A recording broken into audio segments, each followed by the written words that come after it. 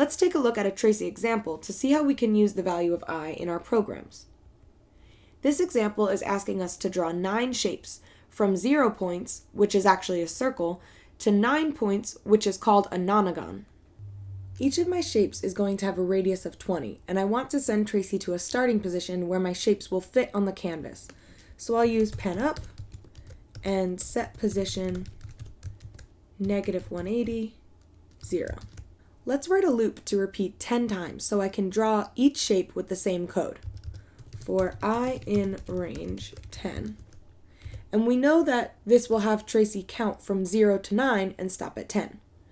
Now I want her to draw my shapes, so I'll use pen down, then circle 20, 360, and what value should I use for my steps? Well, the points of my shape need to increase by 1, and that is how I is counting, so I can just use I. Then I want Tracy to lift the pen up and move forward 40, so the shapes are next to each other but won't overlap. Let's see how this works. Great!